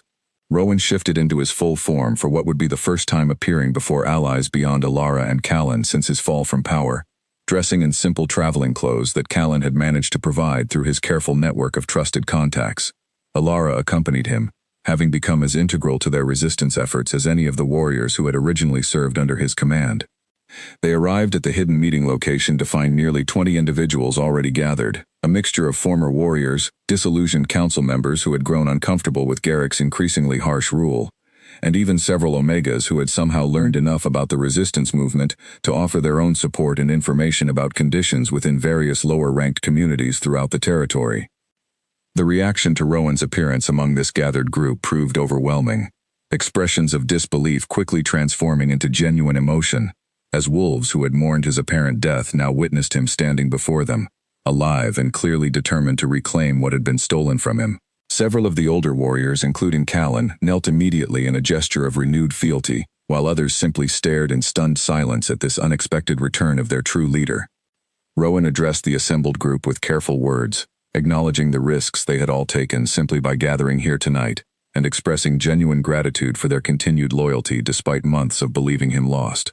But he also spoke honestly about the mistakes of his previous reign, admitting that the very system which had allowed Garrick's betrayal to succeed so easily also reflected deeper flaws in how pack society treated its most vulnerable members. He described his time as a wounded pup, rejected by pack after pack despite years of service and protection he had provided them, until finally an Omega, someone occupying the lowest tier of pack hierarchy, had shown him the kind of genuine loyalty and courage that no higher-ranked wolf had been willing to risk. He gestured toward Alara, standing quietly beside him, and the assembled crowd turned their attention toward her with expressions of newfound respect and curiosity. "This is Alara," he announced clearly, "the Omega who saved my life when every pack that once claimed loyalty to me turned their backs out of fear. Whatever future we build together after reclaiming what Garrick stole, it must include genuine reform, elevating the status and protection of Omegas and lower-ranked wolves who have too long been treated as expendable within our traditional hierarchy."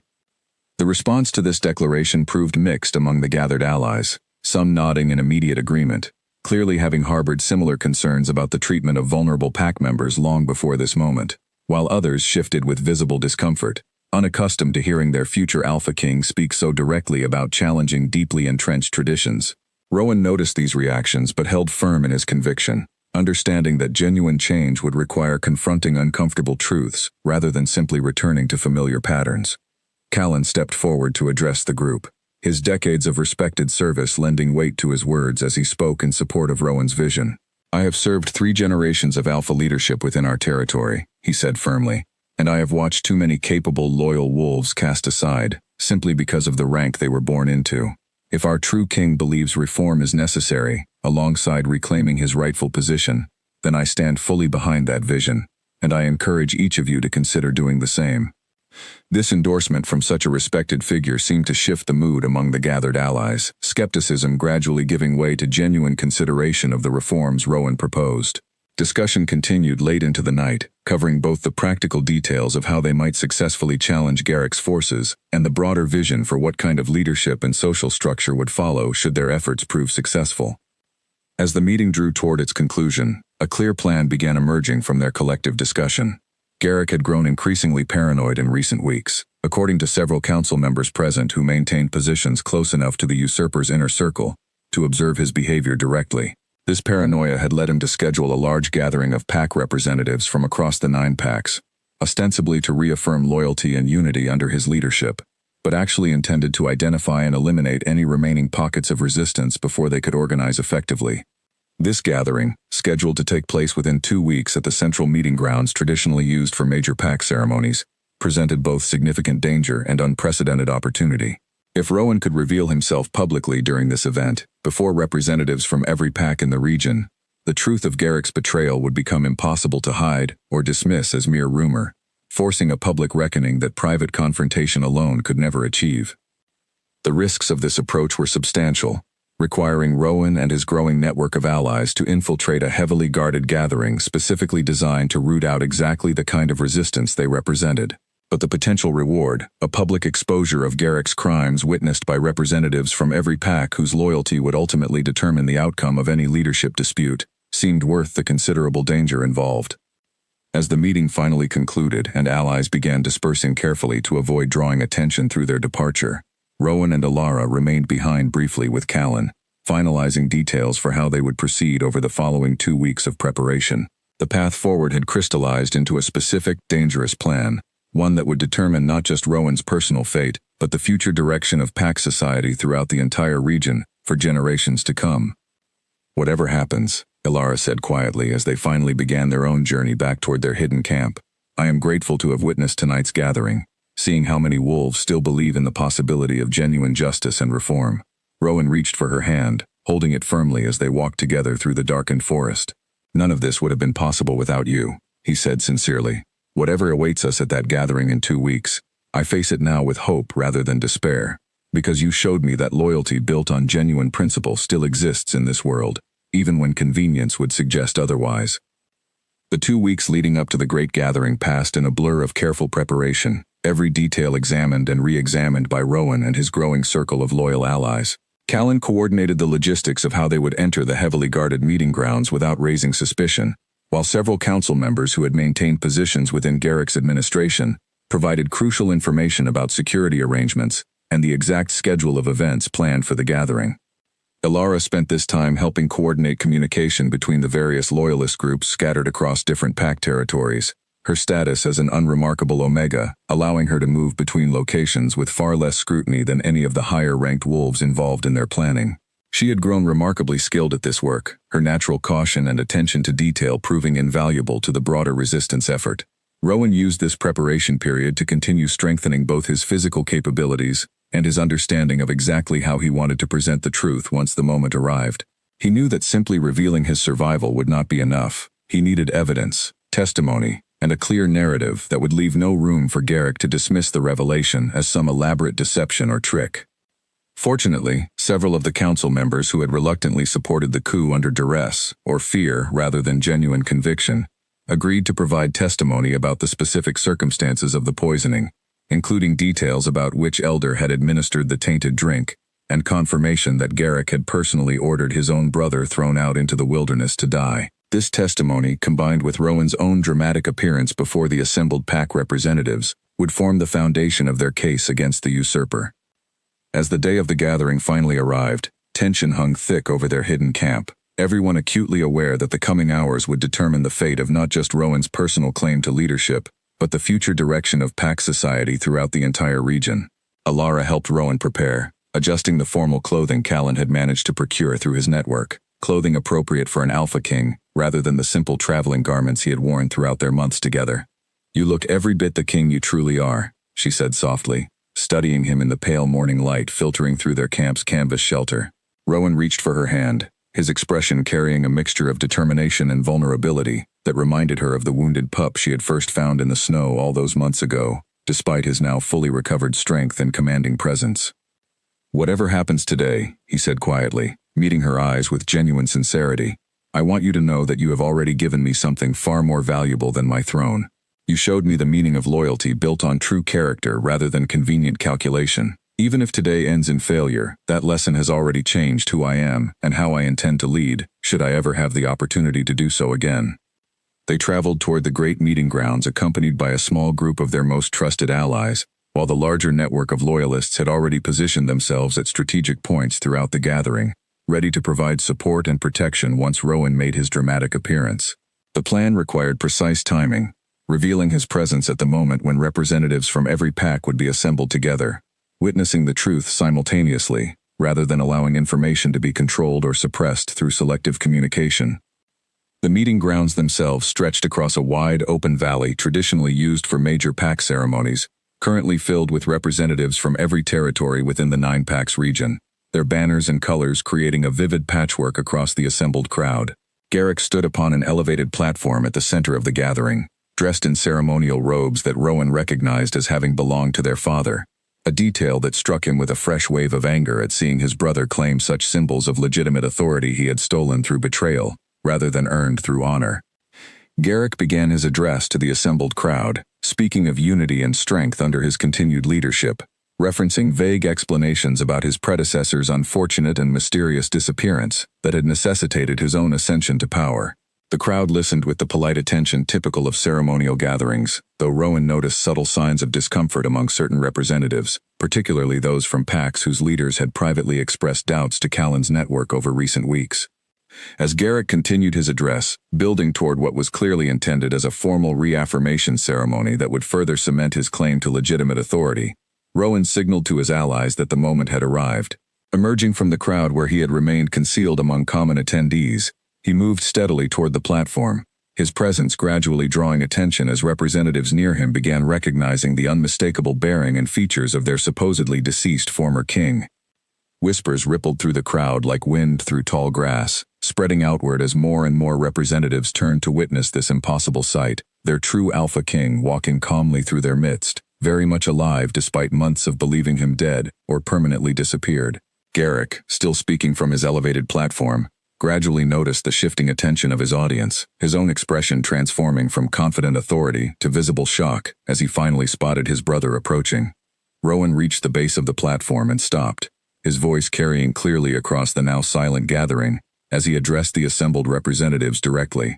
"I stand before you today," he announced firmly, "not as a ghost or an impossible illusion, but as the true Alpha King, betrayed and poisoned by my own brother, cast out to die in the wilderness while he claimed my throne, through deception and lies, rather than legitimate succession."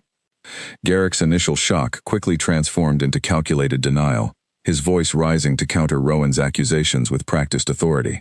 "This is clearly some trick or deception," he declared to the crowd, "perhaps an impersonator sent by enemies seeking to destabilize our unity during this fragile period of transition."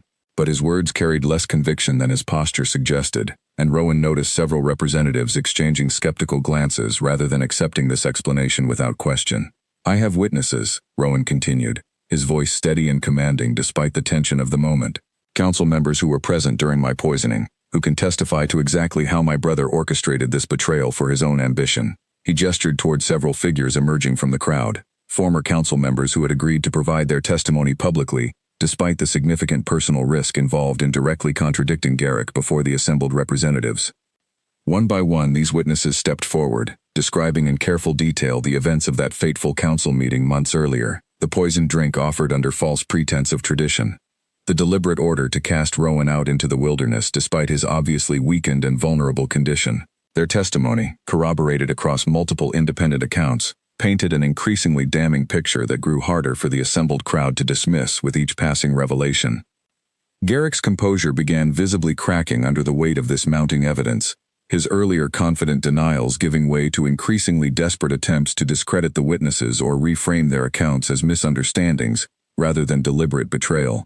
But the truth had gained too much momentum now, spreading through the assembled representatives like wildfire, each new testimony adding weight to what had initially seemed like an impossible claim. Several representatives from packs that had turned Rowan away during his desperate flight through the wilderness now stepped forward as well, their expressions carrying visible shame as they acknowledged their own role in nearly allowing him to die through their cowardly refusal to offer shelter. This is exactly the kind of fear-based compliance that allowed Garrick's betrayal to succeed in the first place, one representative admitted publicly. And it is a failure we must collectively address moving forward, regardless of how today's confrontation ultimately concludes. Sensing his position rapidly deteriorating before the assembled crowd, Garrick made one final desperate attempt to salvage his claim to power, calling upon his personal guard to seize Rowan and remove him from the gathering as an imposter and threat to regional stability. But the guards, many of whom had served faithfully under Rowan's previous leadership and had only reluctantly transferred loyalty to Garrick out of fear and uncertainty following the apparent succession, hesitated visibly rather than immediately complying with this order. This hesitation proved decisive, several guards openly refusing to move against their true king, now that his survival and Garrick's betrayal had been so thoroughly documented, before witnesses from every pack territory. Others among the gathered crowd, emboldened by this visible shift in loyalty, began voicing their own support for Rowan's rightful claim, the momentum of the moment clearly turning decisively against the usurper's desperate attempts to maintain control. Garrick, recognizing that his position had become untenable before this assembled crowd of witnesses, attempted a final desperate gambit, drawing a concealed weapon and moving to eliminate Rowan directly, rather than accept the collapse of his stolen authority. But Callan, anticipating exactly this kind of desperate action from a wolf who had already demonstrated his willingness to betray his own brother for power, intercepted the attack before it could reach its intended target, subduing Garrick with the same combat skill that had made him such a valuable warrior throughout his decades of service. With Garrick finally restrained and stripped of any remaining pretense of legitimate authority, the assembled representatives turned their full attention back to Rowan, their expressions now carrying a mixture of relief, respect, and lingering shame for their earlier failure to recognize or support him during his time of greatest need.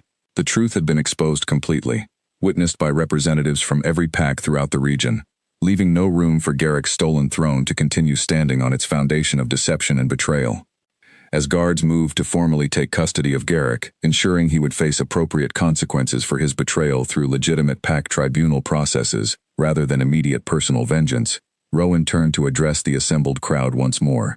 This confrontation, painful as it has been, he announced clearly, reveals something important beyond simply my own personal vindication. It reveals how fragile our system of loyalty truly is when tested by genuine adversity, and how urgently we need to reform how we treat those among us who occupy the lowest ranks of our society.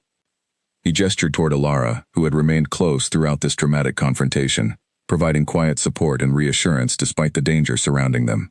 This Omega, he continued, his voice carrying clear conviction across the silent gathering, showed me more genuine loyalty and courage during my darkest hour than any of the packs who once claimed allegiance to my leadership. If we truly value the principles our society claims to uphold, we must begin building a future where such courage is rewarded and celebrated, rather than existing as a rare exception to how our lowest-ranked members are typically treated. The assembled crowd, still processing the dramatic revelations of the confrontation they had just witnessed, listened to these words with an attentiveness that suggested genuine consideration rather than mere polite acknowledgement. Whatever came next, Rowan understood, the path forward would require more than simply reclaiming his stolen throne. It would require rebuilding the very foundation of trust and loyalty that had proven so fragile when tested by his brother's ambitious betrayal. In the days following the dramatic confrontation at the Great Gathering, representatives from across the 9 packs convened a formal tribunal to address Garrick's crimes according to established pack law and tradition. The evidence presented proved overwhelming, testimony from multiple council members combined with Rowan's own dramatic survival leaving no reasonable doubt about the extent of the betrayal that had nearly cost him his life and stolen his rightful position for months. Garrick, stripped of any remaining authority and support among the pack representatives who had once followed his leadership out of fear or convenience, faced judgment for his crimes with a defeated resignation that contrasted sharply with the confident ambition he had displayed throughout his brief reign. The tribunal ultimately decided upon permanent exile from the Nine Pax territories, a punishment that acknowledged the severity of his betrayal, while stopping short of the more severe consequences some representatives had initially demanded. Rowan, despite his own justified anger toward his brother's actions, ultimately supported this more measured approach, arguing that beginning his restored reign with excessive punishment would only perpetuate the same cycle of fear and retribution that had allowed such betrayal to flourish in the first place. Instead, he expressed hope that Garrick might eventually find some path toward genuine remorse and reformation, even while ensuring he would never again hold any position of power or influence within the territories he had so thoroughly betrayed. With this legal matter resolved, attention throughout the Nine Pax turned toward the formal ceremony that would officially reinstate Rowan as the legitimate Alpha King, an event planned with considerably more genuine celebration and enthusiasm than the hollow ceremony Garrick had been conducting at the moment of his exposure. Representatives from every pack territory prepared to attend, eager to witness the restoration of leadership they now recognized as having been unjustly stolen through deception rather than legitimate succession. In the weeks leading up to this formal ceremony, Rowan began the challenging work of implementing the reforms he had promised during his dramatic confrontation with Garrick. He established new councils that included representation from Omegas and lower-ranked wolves, alongside the traditional higher-ranked members, ensuring that decisions affecting all levels of pack society would incorporate perspectives previously excluded from meaningful participation in governance. These reforms did not proceed without resistance from certain segments of the traditional pack hierarchy. Wolves who had grown comfortable with existing power structures and viewed Rowan's proposed changes with suspicion or outright opposition.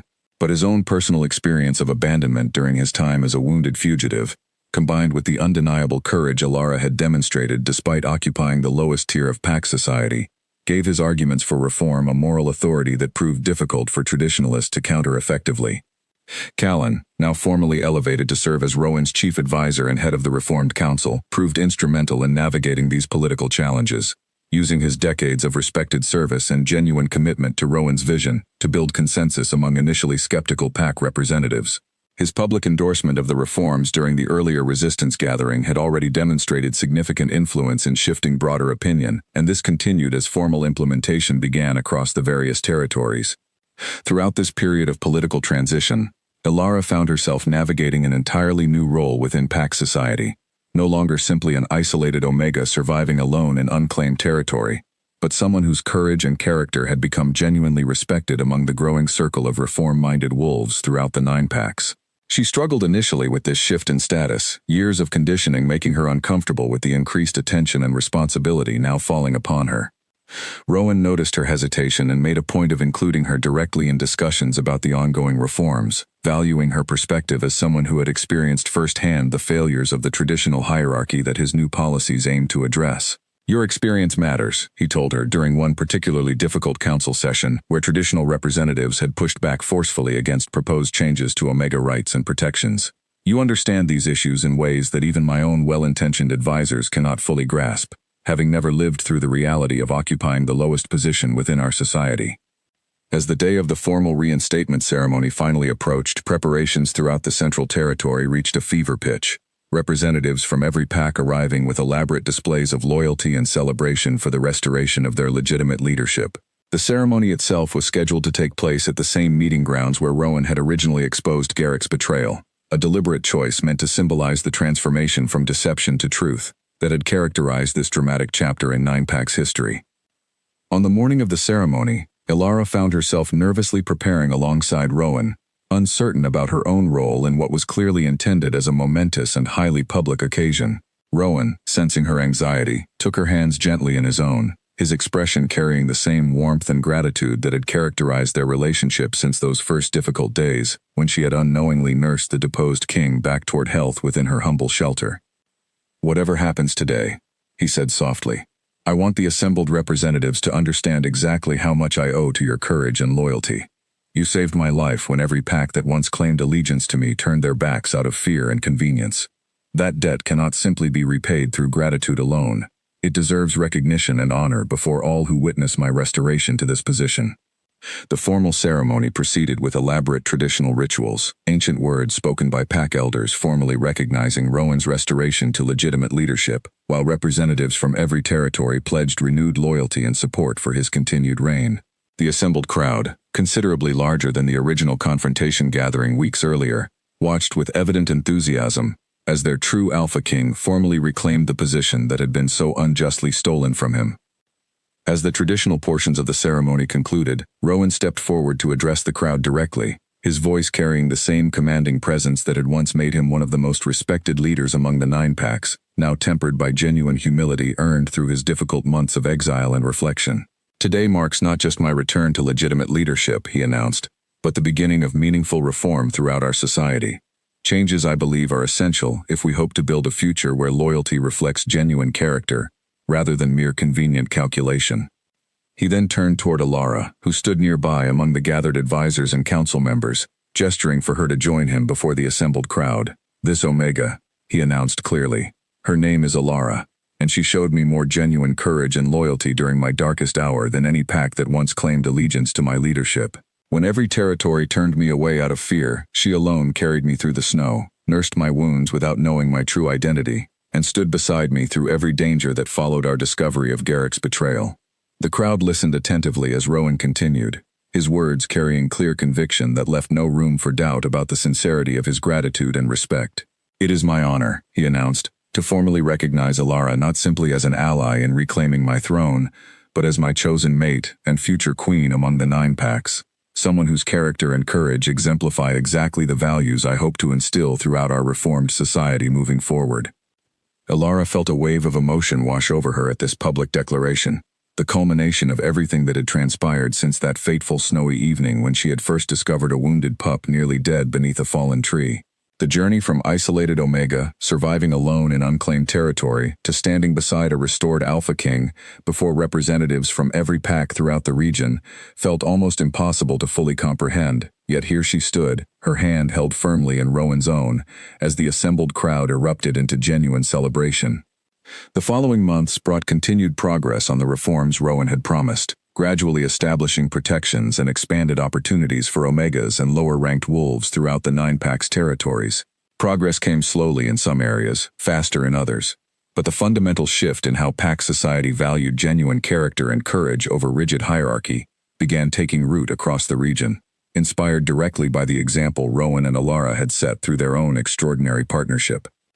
Callan continued serving as a trusted advisor throughout this transition period, his decades of experience proving invaluable in navigating the practical challenges of implementing meaningful change while maintaining the stability and security that pack society required to function effectively. He often remarked during quiet conversations with other council members how remarkable it was to witness genuine transformation in leadership philosophy, born not from theoretical idealism but from lived experience of both betrayal and unexpected loyalty. As seasons changed, and the difficult winter that had marked Rowan's darkest hour eventually gave way to spring, then summer, and eventually another full cycle of seasons, the partnership between the restored Alpha King and his chosen Omega Queen continued strengthening the foundations of a genuinely reformed pack society. Territories that had once turned Rowan away in fear during his moment of greatest vulnerability gradually came to understand and embrace the wisdom of his reforms, recognizing that true strength came not from rigid hierarchy enforced through fear, but from genuine bonds of loyalty and mutual respect between all members of pack society, regardless of their birth rank or traditional status. Alara, once dismissed and cast aside by her own birth pack for simply refusing an unwanted arrangement, now stood as living proof that courage and genuine character mattered more than the arbitrary distinctions of rank that had governed pack society for generations. Her story, whispered initially among Omegas throughout the various territories, gradually became a source of genuine hope and inspiration, proof that the rigid boundaries separating different levels of pack society could indeed be challenged and transformed through the simple, powerful act of choosing compassion over fear, even when convenience would suggest otherwise. And so, from the darkest depths of betrayal and abandonment, a new era began throughout the Nine Packs, built not on the fragile foundation of convenient loyalty that had so nearly destroyed everything Rowan had worked to build throughout his life, but on the genuine, tested bonds of character and courage that had carried a wounded, rejected king through the harshest winter of his existence, guided every step of the way by the Omega who refused to let him die alone in the snow.